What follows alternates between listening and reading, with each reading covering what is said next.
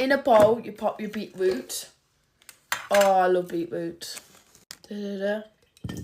Like that. Pop cheese. I know this is going to taste so good.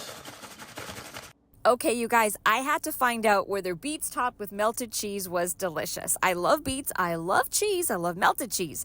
But is it good together? I didn't have high hopes, to be honest. But I really liked it. I was totally shook. Honestly, I did not think this would be my thing, but I couldn't stop eating it. Thank you so much to this amazing creator for the great suggestion. I loved it.